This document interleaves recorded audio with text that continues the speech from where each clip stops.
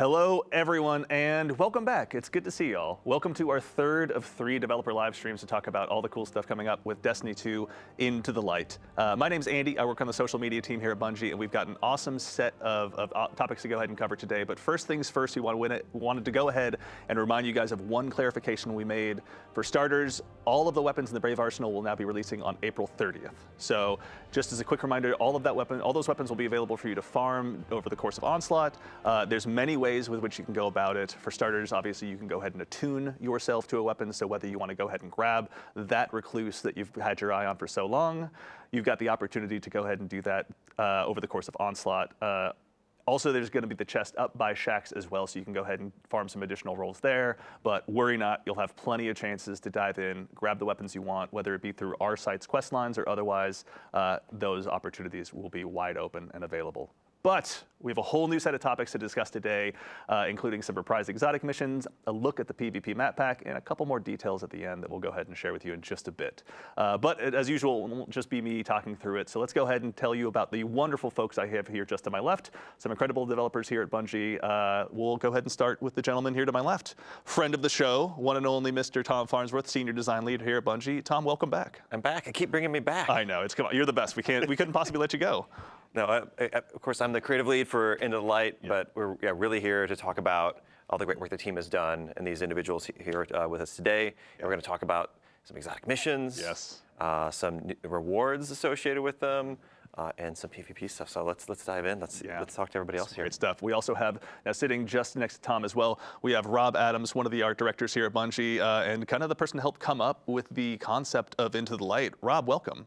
Thank you. Thanks for having me. Excited to be here. Yeah, no, it's good to have you. We have a lot of fun stuff. We were talking before the show about a lot of cool stuff. We'll have plenty of fun details to dive into here in just a little bit. And of course, the one and only Willie Chang, activity designer here at Bungie. How you doing, Willie? Good morning. I'm doing well. For the folks at home that may not be familiar with you or your work, what do you do here at Bungie, if you don't mind my asking? I'm an activity designer for Into the Light. I worked on the 0 Hour reprise. Excellent. Well, with that, we may as well start diving into the show at hand. We have a lot of cool stuff to start with. In addition to, like we mentioned, some awesome reprised exotic missions, including the Whisper and 0 Hour, which will both feature, craftable versions of each weapon. But let's go ahead and start at the top with the Whisper. We've had a chance to go ahead and kind of pull back the curtain and look behind the scenes a little bit. Let's go ahead and start from the very top. Rob, you were there when it all started. Why did Bungie make the Whisper to begin with? Well, I think in the first few months of D2, I want to say like the first 3 to 5 months, we felt like there weren't enough secrets in the game. It felt like the game was pretty well known, you know, and kind of like discovered. And it just needed some big secret to be found by the players. And we thought that that would excite our community quite a bit. Like it would just go over really well. We hoped it would, at least. Yeah. And we had all this nostalgia for the Vault of Glass and Black Spindle. I mean, one day we were just sitting in a conference room and we're like, what if we just made another Black Spindle mission, but we made it a lot bigger? Yeah. Right? Yeah. Speaking of, we've got here on screen kind of some, if we can call it as such, original concept art, you say, for the Whisper? Yeah, it's concept art. Yeah. Can you tell us a little bit about what we're looking at here? Well, that's actually the very first whiteboard drawing when we got all excited and we ran and found a conference room and we started, you know, drawing what this could do, what we would want to build.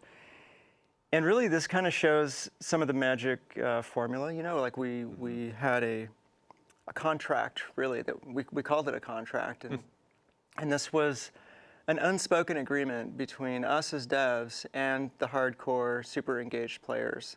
Yeah. And it really was, if you can pass a test where your mind is going to be tested, your fighting, right? Yeah.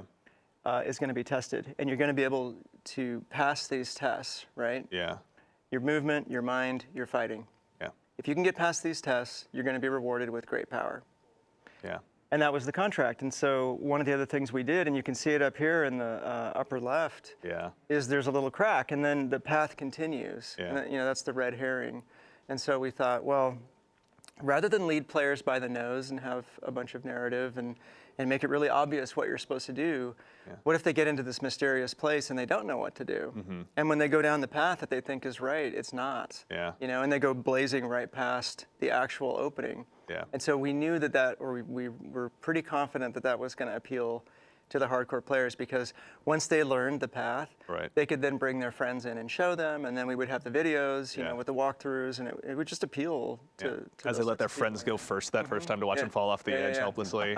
Exactly. Also, too, is, you know, to kind of focus a little bit more on the art direction as well. I think, to put it lightly, the vibe in The Whisper is pretty intense. Can you tell us what it was like, kind of imagining that space and bringing it to life?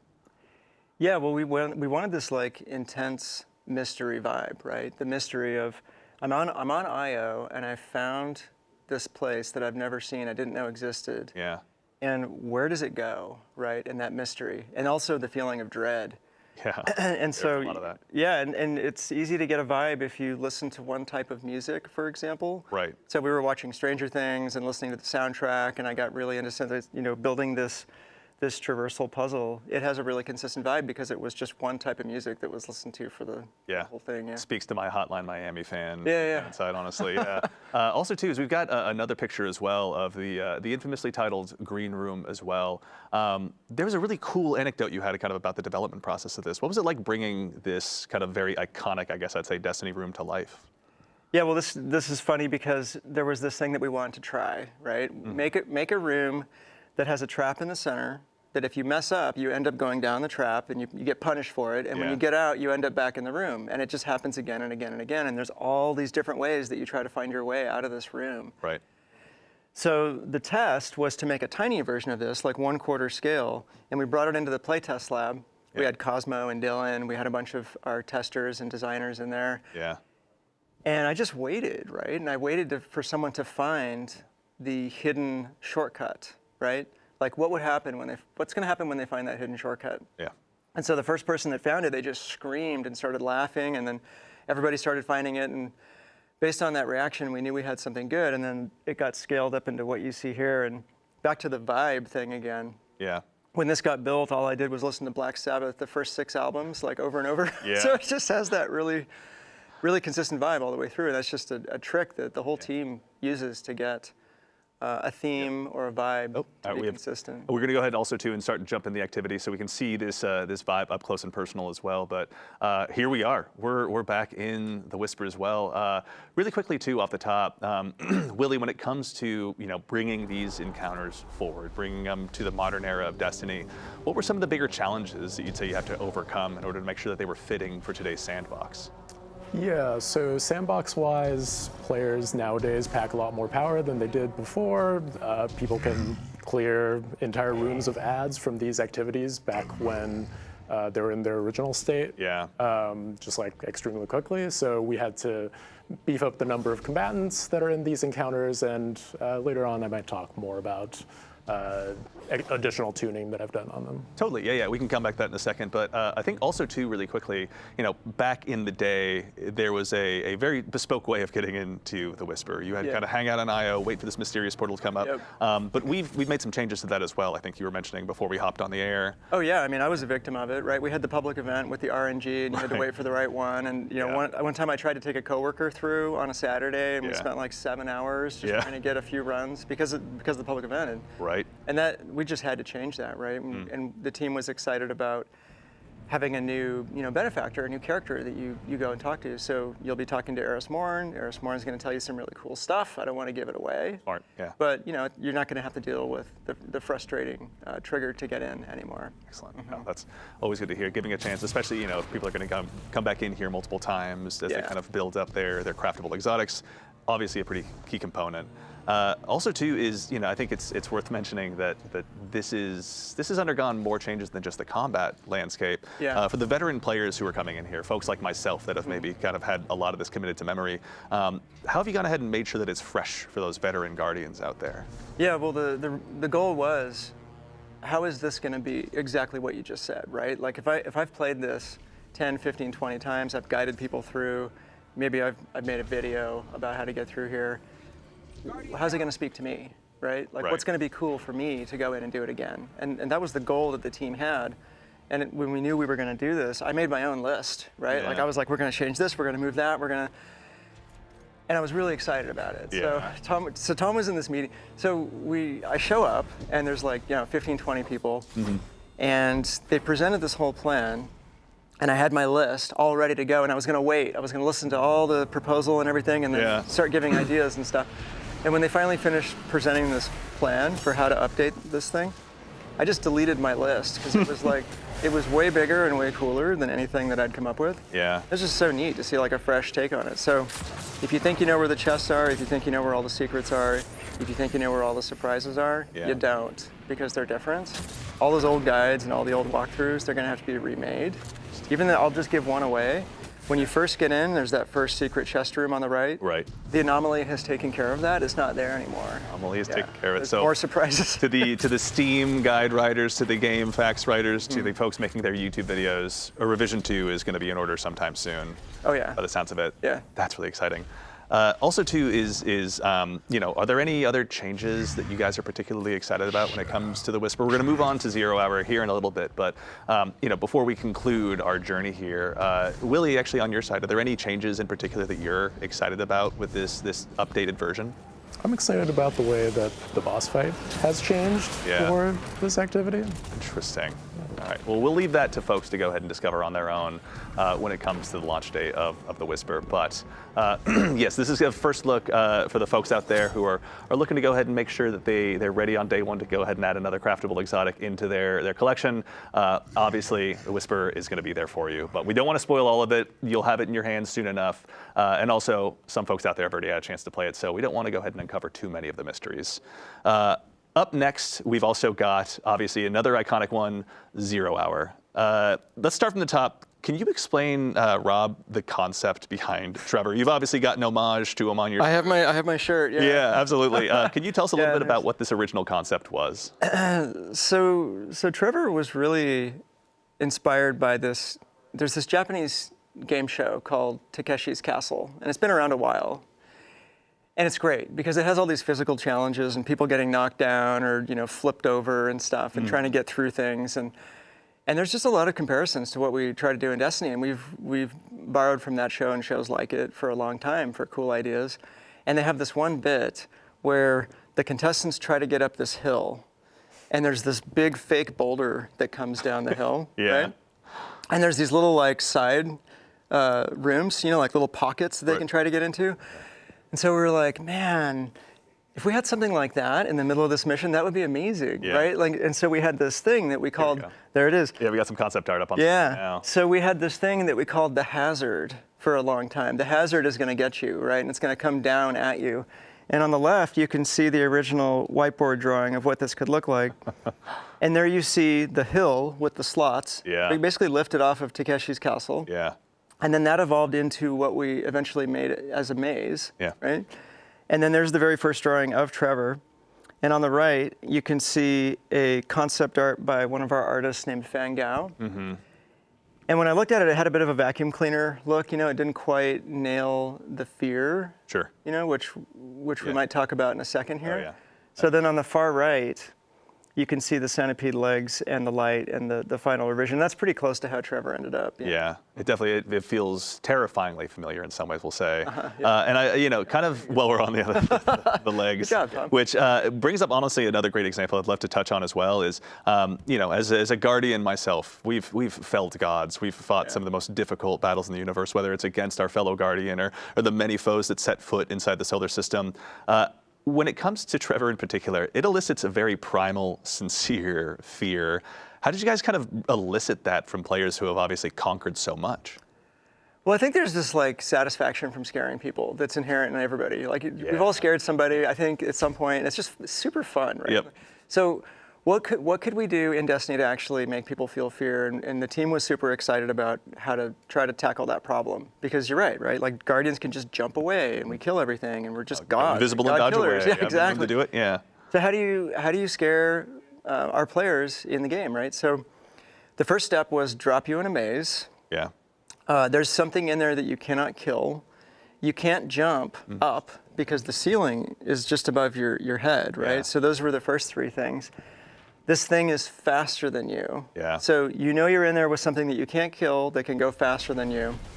And then, of course, we did the centipede bottom, which I have this particular phobia of centipedes. Like, The fact that you took something that is such a fear and put it front and center, honestly, like it's commendable. I watched this video like a week ago where this dude takes a giant centipede and lets it bite him on the arm. Why would you do that to yourself? I don't know. I almost passed out like watching this video. Centipedes terrify me.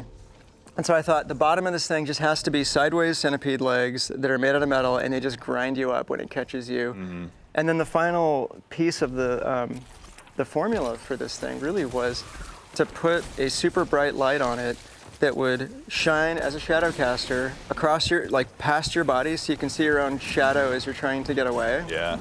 And honestly, like a lot of it was inspired by the anxiety that I feel, and I think folks on the team also felt when we talked about like the trope of a subway that's coming around the corner. Right. Right.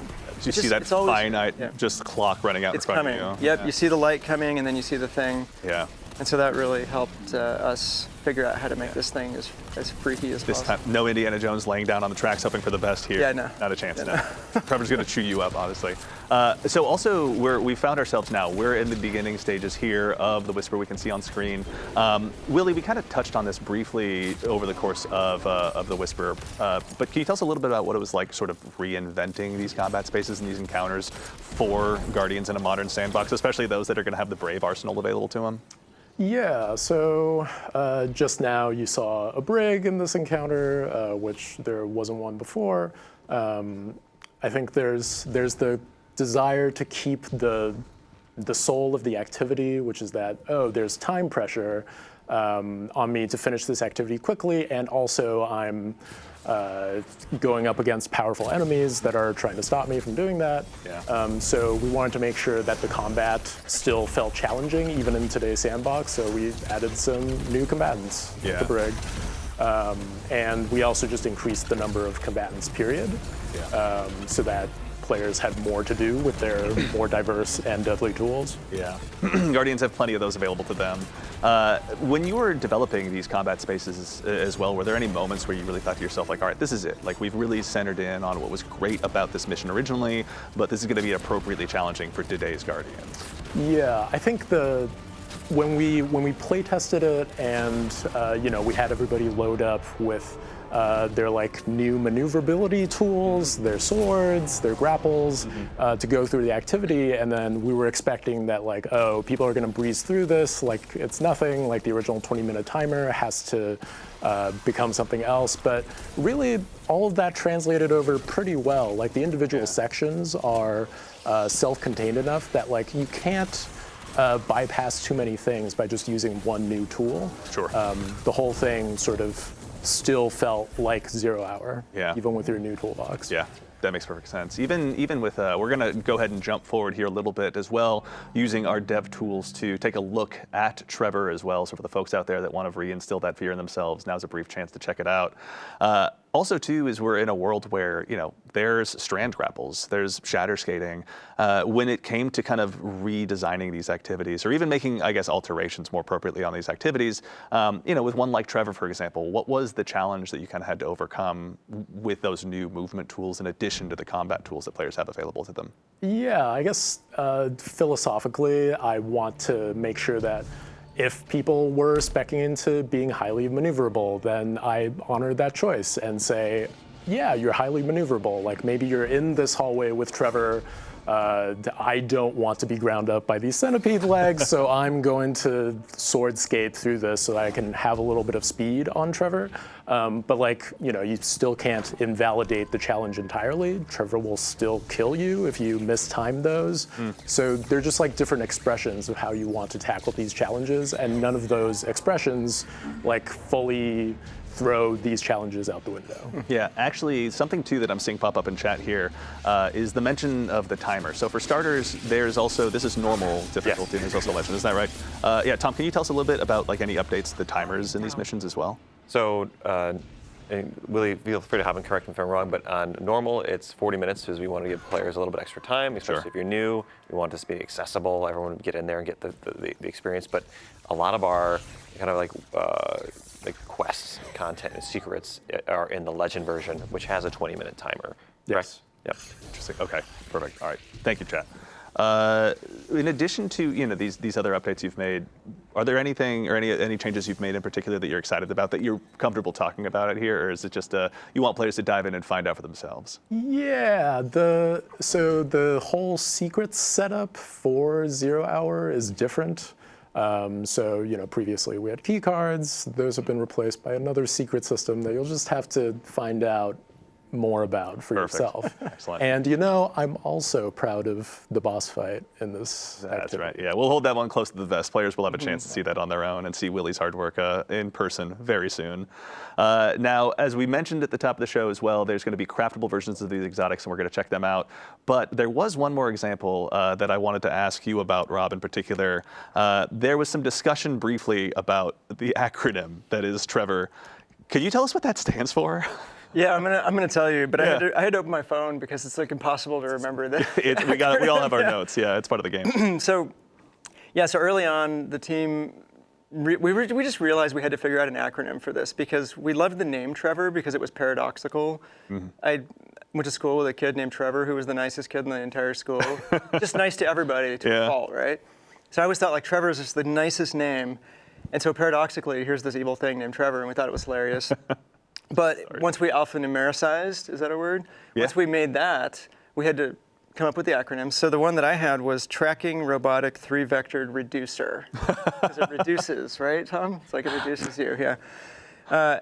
But that was our internal acronym. Yeah. And so when we went to GuardianCon and we did like a fly-through or like a walkthrough. Yeah. And so the community team thought that we should let the fans of GuardianCon decide what the actual acronym for Trevor was. And so we had like the 5 different examples, and my tracking robotic was in there. Oh, right? That's one of the things. I was like, please pick mine, please pick mine. Yeah. And so at the end, what they decided on, and they decided by loud applause, and it was like very obvious that this is what they wanted. The committee had Oh yeah, spoken. it's like very obvious. Yeah. What they decided on was tame, relaxed, triple vec roommate. So that's the official name for Trevor. That's it. It's The codified. acronym. Yeah. Thank you very much to the denizens of GCX. Thank you very much for your hard work and letting us know exactly what Trevor should be called. That's really cool. I wish I'd been there for that. Okay, now we're taking a quick look at the craftable exotics as well. We're going to go ahead and start with Whisper of the Worm. Tom, can you tell us a little bit about what players who are kind of going to go ahead and facilitate their own play style or want to build a Whisper all to their own? What are they going to have to look forward to with all this? Yeah, even before we get into the crafting, like I've got my notes here from Chris Proctor, so you're the man himself. Yeah, he's sitting on my shoulder, helping me out here. And we wanted to retain the fantasy of both these weapons, of both Whisper and of Outbreak. And Whisper, it's a hard-hitting precision weapon where you're in the backfield. Like, and if you land your crits, you're rewarded, and you can sustain a ton of damage on a boss or enemies with a large critical area. Ogres will be felled. Ogres would be felled. The servitors. Don't stand a chance. Yeah. And then with Outbreak, the fantasy is all about spreading the plague of Siva nanites. Certainly. And we'll be able to get to that in a minute. But so I think we're looking at Whisper right now. Yeah. So specifically with Whisper and Outbreak, for both of them, with both these crafted weapons, they'll both have a craftable barrel, magazine, traits, and stock options. The barrel and magazine options will let you really push the stats around. So you'll be able to have a max stability Whisper if you want. Yeah. Which was really advantageous for a weapon that's about this hitting repeated critical hits. Certainly. In an area. And then specifically for the perks on Whisper, and both the perks on Whisper and Outbreak are things that by engaging in our secrets week over week, and both of these exotic missions, you'll be able to unlock them. And for Whisper, it starts off with Mulligan, which is the classic perk where if you miss your shots, they get refunded. But if you upgrade it, you can get Field Prep, which will give you more shots, which equals more damage. Yeah. And then there's No Distractions, which will allow you to keep under fire, hold your aim on your target better. Certainly. And there's also Enlightened Action, which is for more forgiving reloads. So there's, I think, a lot of options for players at different play styles and different skill levels there. Yeah. And then just the cherry on top there with Whisper is that it's getting a reserves bump. So it's going to go from 18 in reserve to 24 in reserve. So you're going to have a ton of ammo to just like make it a sustained damage monster, which is super exciting. So ultra precise players like myself who never miss a shot will have even more. Why are you guys laughing? Why is that funny? No, that's really exciting. We also, so we have Whisper the Worm in addition to Outbreak Perfected now joining the pool of craftable exotic weapons. Let's take a quick look at Outbreak as well while we're here hanging out in the Enclave. Tom, kind of, second verse, same as the first, same question. Can you tell us a little bit about some of the perks and updates that players will have available to them with their options to craft Outbreak Perfected? Yep, and so in addition to barrels and mags, it has its classic Outlaw perk is back. So you get your fast reloads on final blows, which works really well with Outbreak. It's all about also landing precision hits to either spawn nanites or to kill enemies and spawn nanites and spread that Siva energy around. Spread the plague. Spread the plague. And then the second one, though, that we're added here is Rapid Hit, which plays right into that. So like you land your precision shots, you get more stability, you get faster reloads. Then another new one is Rewind Rounds. It's hard for me to say. Fast, Try it out. Yeah. Which refills your reserves from to minimize your reload. So like if you're hitting shots, you're just going to keep getting more ammo, which is really kind of interesting. Perpetual motion machine? No, perpetual death machine. So yeah, it's like do you want the reloads, or you just want to keep shooting? Yeah.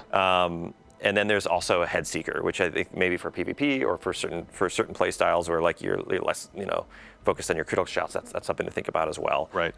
In terms of catalysts, if you already have them, you're golden. You can craft those. If you don't, play the Legend version of Whisper and 0 Hour, and you'll have a chance to get them. Very cool. So that's still in there. And then, as I mentioned, for unlocking these new intrinsic perks that you can slot in, there'll be like a 3-week mini quest line that rolls into the secrets for each of these. And Whisper is coming at launch with Into the Light. Exciting. And 0 Hour is coming in May. Perfect. Okay. So be a chance to go ahead and sink your teeth into 0 Hour for a while before you go ahead and change your attention and start unlocking another one of the storied exotics of old. Yeah. Also, it's worth mentioning that there are more than just the craftable weapons available as rewards in these missions. There's some tried and true ships. Now, we were talking a little bit about this earlier, but as someone who still to this day wears 1,000 wings. You and me? Yeah, like we know the feeling of getting that ship and finally having that I was there moment. The ships are making a return as well, isn't that correct? Yeah. Okay, so for both Whisper and for 0 Hour, they're coming back. Is it the exact same ship, or are there going to be changes on them? No, these are actually new assets, right? They're new ships, so they won't be the same. They won't sit in the same spot in your inventory, and they are updated to look really cool and new. And I think they're exciting, especially we took the old scrap drifter ship that was, I think. Not really loved particularly by the community because it was literally scrapped together from spare parts to get built, and so we did a really nice pass on that. So it's inspired by the look of Outbreak Perfected, and I think it looks great. I think the community is going to love it. Yeah. And then we have the Whisper ship, 1,000 Wings. It's got a new design, so you'll still have your old 1,000 Wings, and if you have that equipped, players are going to know that you're OG and that you got it back in the day. Oh, yeah.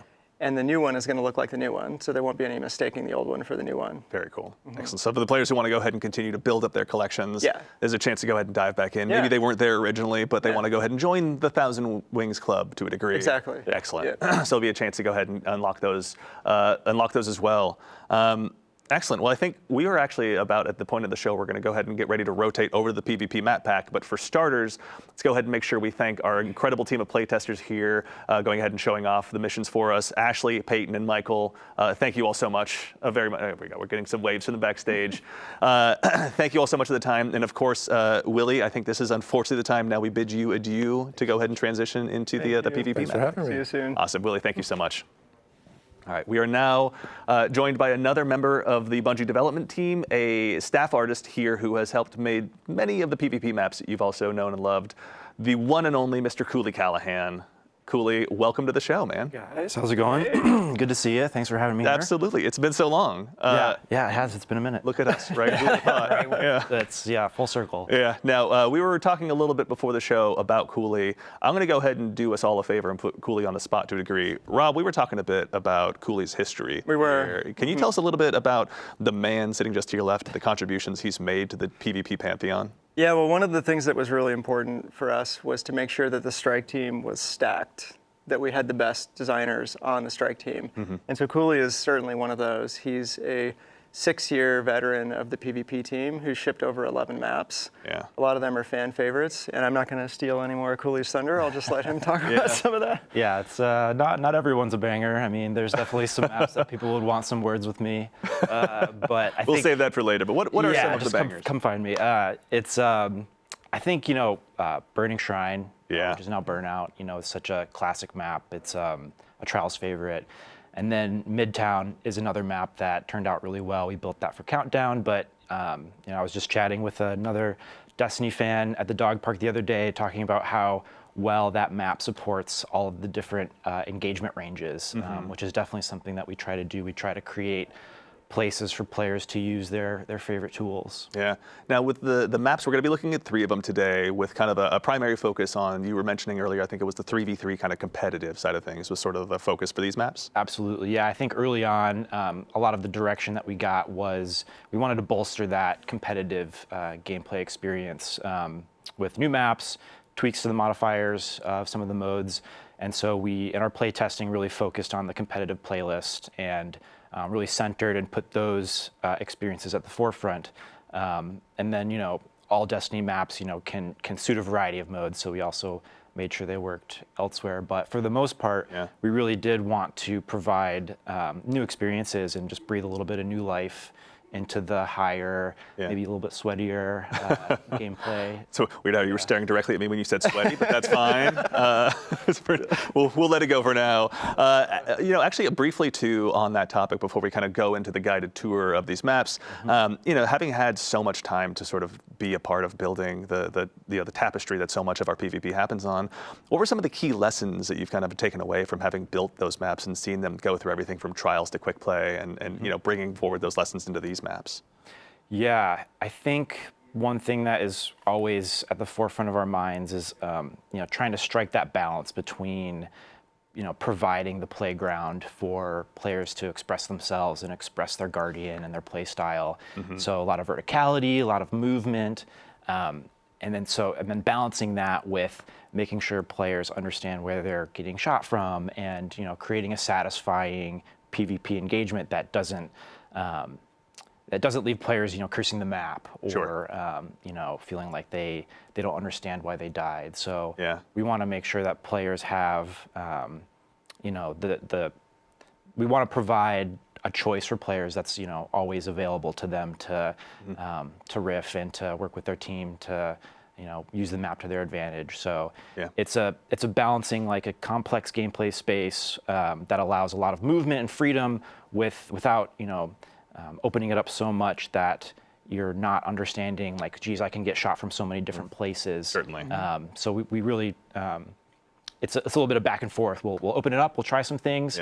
Especially this time around, we tried some stuff and got into the weeds a little bit. But I think that's all part of the discovery process of finding the gameplay that we want to create. And so we go a little further, maybe too far in the openness and Swiss cheese, and then we bring it back and make it a little bit more focused and really dial in the engagements that we want. That's awesome. I mean, speaking of getting in the weeds, there's no time like the present.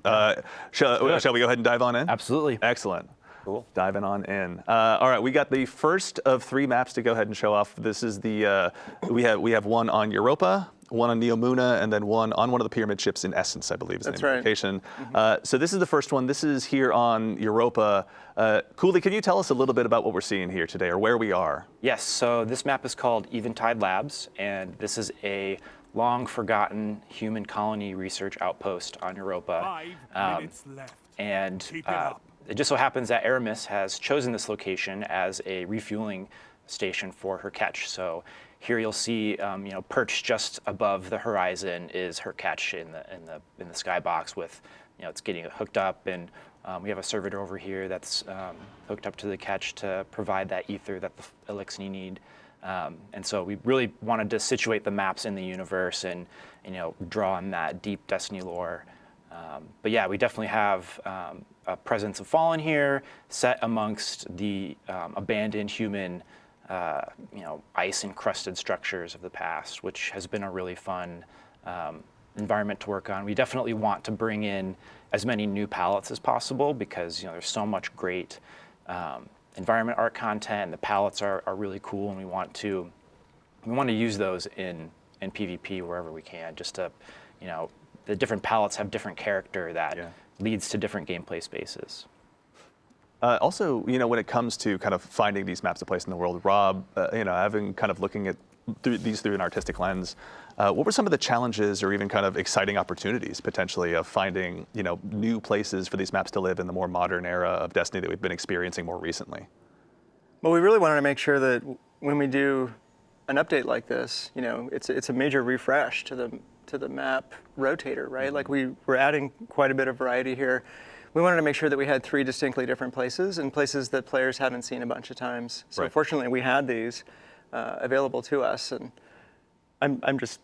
I'm looking at it again now. I mean, I'm not getting sick of looking at this. The team does such a good job. It's gorgeous. This is, one of the cool things is just how purposeful everything feels in the world. Like the art team always pushes it so far where it really feels like you're walking into a truly recently defunct, human colony or whatever the case may be. Yeah, and the frozen world of Europa, they all have their advantages for PvP, but the frozen ice walls of Europa are just perfect for multiplayer, and I'm sure Cooley's going to talk about this a bunch. Yeah, actually, also too, Cooley, if you wouldn't mind, as people who have heard me talk too much about Destiny PvP would know, Dead Man's Tale and I get along a lot. Can you tell us a little bit maybe about some of the sightlines or opportunities that I'll have to maybe rack up some additional kills as I dive into this map the first time? Totally. If long range is your thing, this spot out here is definitely the place for you. There's one spawn that happens for one team over by C and then one over by A. And so in these competitive modes, if you've got an objective out here, this sightline is really important to lock down. So this is a spot where you're going to have 2 teams poking and peeking each other, and then rushing over here to try to get to this zone and lock it down. And if you're rolling with that long range kit, you can hang back and sort of lock down this airspace here so that you can provide cover and maybe support your team from being harassed down on this point. God, this and is then fantastic. We also have sort of this the sightline in the middle, which will be pretty fun. It's definitely going to be a race to for each player or each team to kind of get to this spot and lock down this sort of portal here to ensure that you can push into this space and kind of control the middle. But as you can see, there's lots of ways for players to come in and flank. So if you're holding the space, you'll really not want to be here for too long unless you've got the support to do it. Yeah. Make sure you throw those grenades right off of the rip, basically, when you're coming out of spawn to try and conquer that territory as best you can. Yeah, one of the things I love about these ice caves is, it provides a lot of opportunity for grenades, like trip mines, and to bounce things off of the back of the walls. And the shapes here are just really fun to play with. Awesome. All right, so this is one of 3 maps. Let's go ahead and prepare to go ahead and move on to the next one here really quickly. We've got coming up next, Neomuna as well. So finding a place, on Neomuna, obviously that makes sense for PvP, probably seems pretty natural, honestly, given just like how rich and vibrant and exciting of a place it is. What was it like, even starting from an artistic standpoint on this map, Rob? This was a really exciting map for the team. It's a shopping/entertainment center for the Exos on Neomuna. And, so there's a lot of really fun decoration, and the spaces have a lot of character to them. There's a lot of recognizable things, human scale things that, look relatable. And we don't always get that in all of our palettes. And so this is also an opportunity for us to have a really clean architectural map that has a lot of crisp edges and very flat floors. So all of definitely the more competitive players and the sort of the more PvP diehards, they really take to this map, and it's an instant hit. People are just right away pleased with how readable the map is. It's one of those maps that you play a couple times and you get it. Like, you understand that it's all about this center atrium room that is really open and kind of has this big pit in the middle, and then there's this area down here which is where a lot of objectives spawn, and there's some special ammo down here. But then there's also this place over here where the heavy ammo spawns, and players will oftentimes just pop up here to do a quick check and maybe like try to get a cheeky kill on somebody who's maybe running from cover to cover, but you can't hang out here for very long because you've got so many different angles at which you can get shot from. But that's kind of like that balance of what I was talking about before. Like we want to provide that, but we want to make sure that it's not too powerful, or it's a risk reward, right? You're making a trade-off, and the players who are using the map well and who understand the map will be able to use it to their advantage. Yeah, actually also too, to kind of focus on the readability, I remember overhearing some discussions with you designers talking about the clean zone in PvP. Can you tell us a little bit about what that is and how it kind of helped inform the design of this map? Yeah, definitely. I think the clean zone is something that a lot of developers really use to sort of create this space for the player to pop, right? To like really stand out from the environment. And so for us, it's about where the player's head height is. And this map is, just one of the examples of how it can really provide for a good PvP experience to have this sort of mark on the wall where you can kind of expect players to reside in. Yeah. Till they jump around and strands suspend you in the air, and you're just left there cursing the heavens for a little while. Yeah. Maybe I'm speaking on my own behalf. This is looking fantastic. Yeah, this is, I will say, one of the maps that, having done a little bit of play testing myself, I still have to give you credit for perhaps one of the most diabolical heavy weapon spawns, or heavy ammo spawns, rather, I should see, in any PvP map. Like the sheer amount of risk reward that goes into just making your way safely, or so you think, out to that particular territory. Right. As you guys were even building that balance in of these consumables on the map, Cooley, what was it like sort of having that process evolve or grow? Yeah.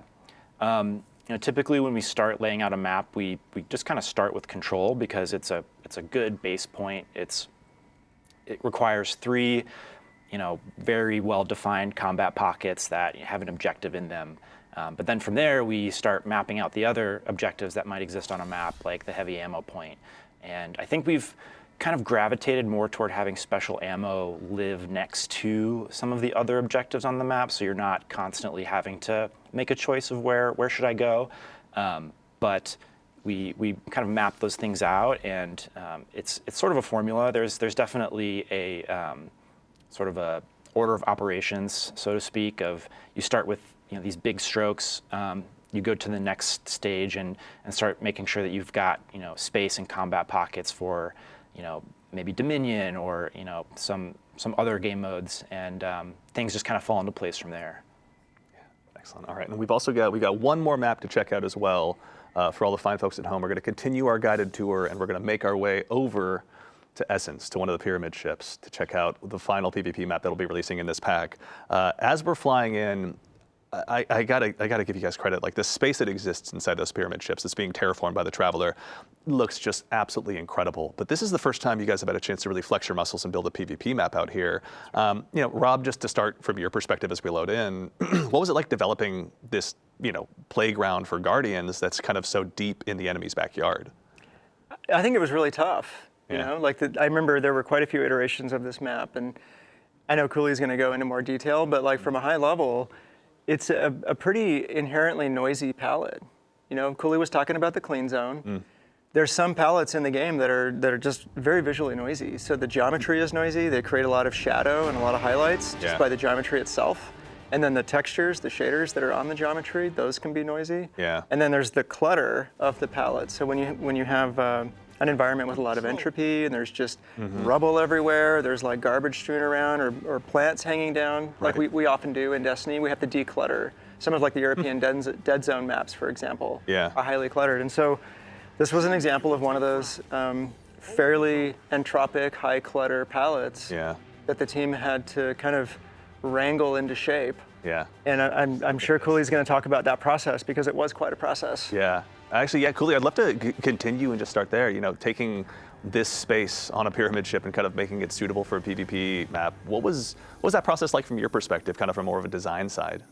Yeah, it's again a process of back and forth.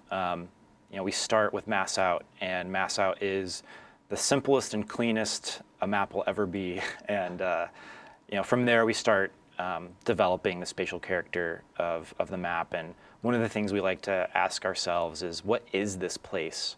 And even with a more abstract palette like the Essence ship, it's worth asking that question because we can leverage spatial archetypes that just kind of like naturally resonate with people. So like here we have, in this map, we have sort of these dueling huts, or these dueling ziggurats, and inside of them is this artifact or shrine. So maybe this is like maybe this part of the ship is a collection of mysterious artifacts that the witness has collected.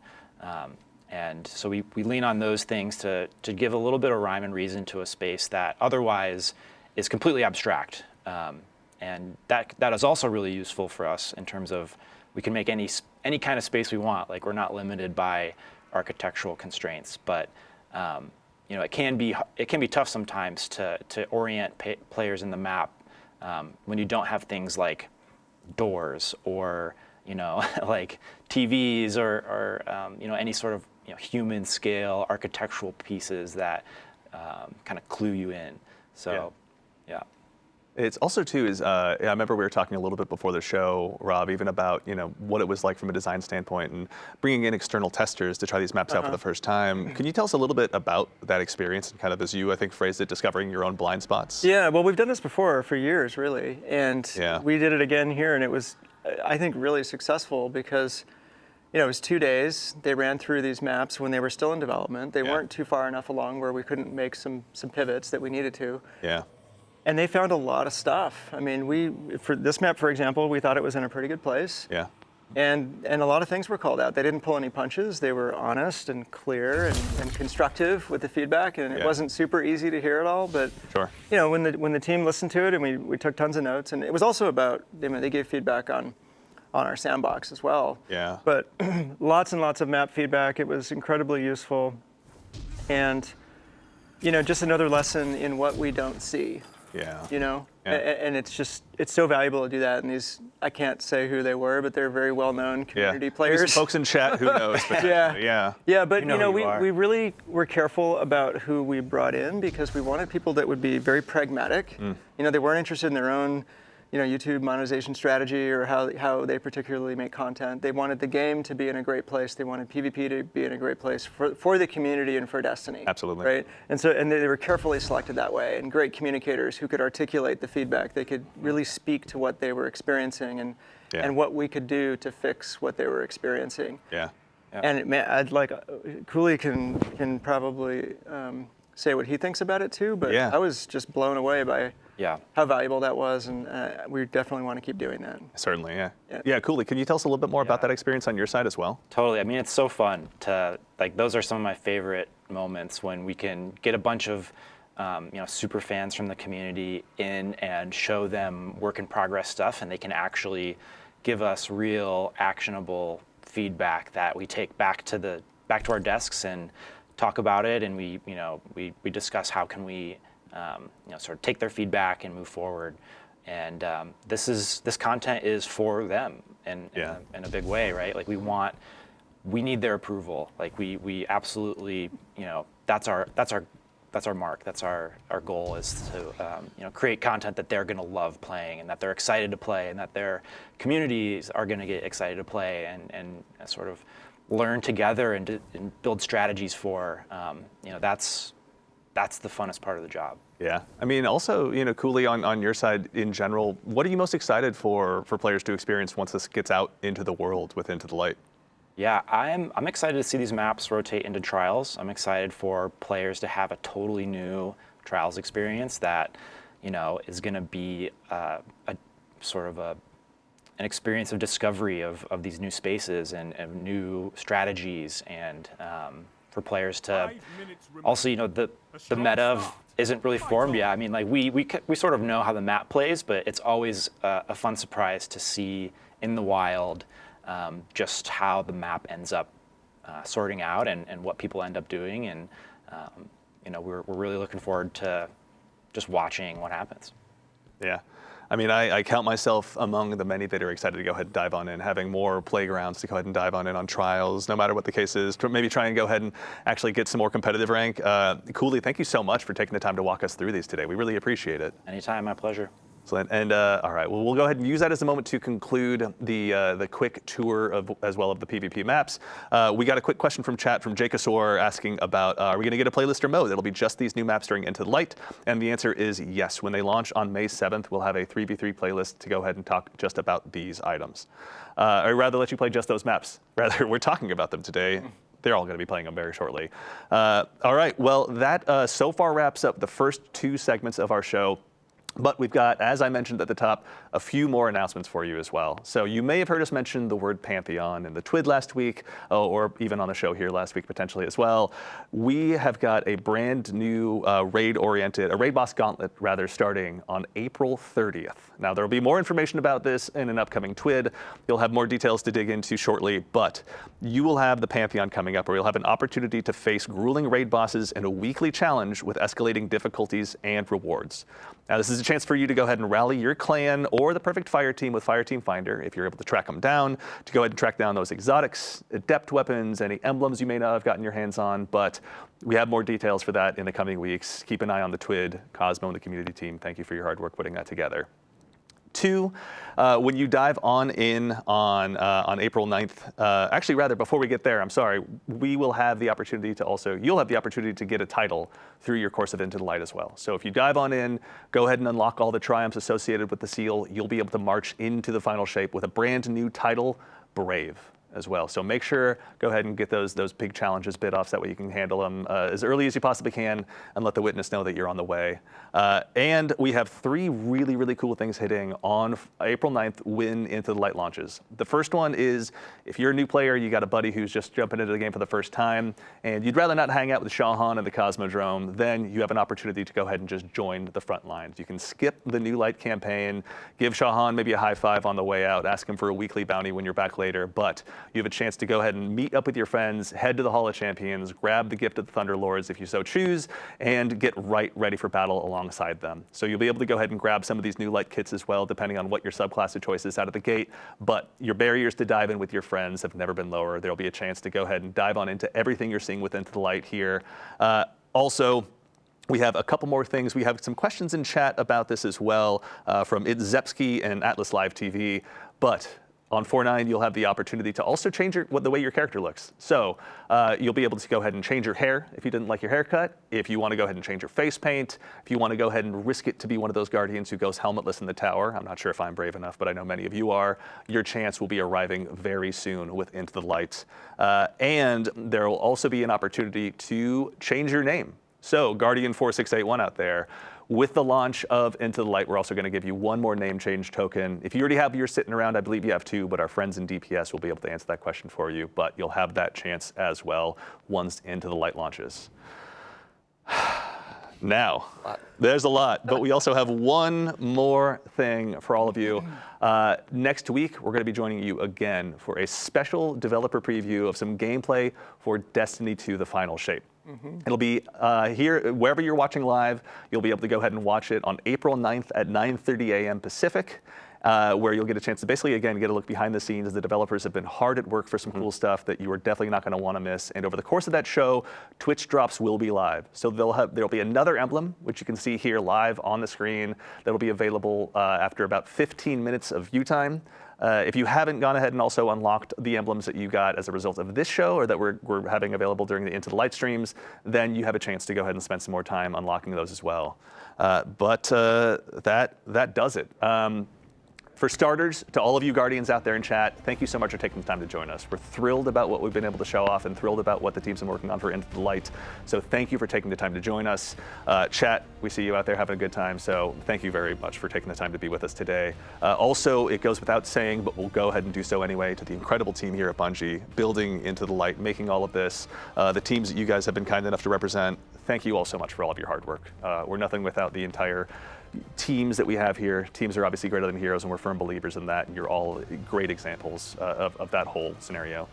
To our play testers as well that have helped us bring this show to life, to Ashley, Peyton, and Michael here behind the scenes, thank you so much for showing off some of the cool new content, and of course all of our guests, to Tom, to Rob, to Cooley, to Willie, to Noah, to Kelsey. I'm not forgetting anyone, am I? Chris. To Chris, thank you. To the one and only Mr. Chris Proctor as well.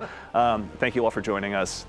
And now that is about it. So we're going to keep the stream here live until about 11:30, I believe, so you can go ahead and get a little bit more time racking up the last bits of those emblems. But in the meantime, that's it for all of us here at Bungie. Oh, also, I'm sorry, to the team of producers here, everyone here that makes this show possible, they have the challenge of making me look good on camera, so obviously their work is cut out for them. Thank you all so much for helping bring this show to life. And now, finally, we're going to go ahead and sign off, and reminder, Into the Light launches next week. But in the meantime, take care of yourselves, take care of each other, and we'll see you all Starside.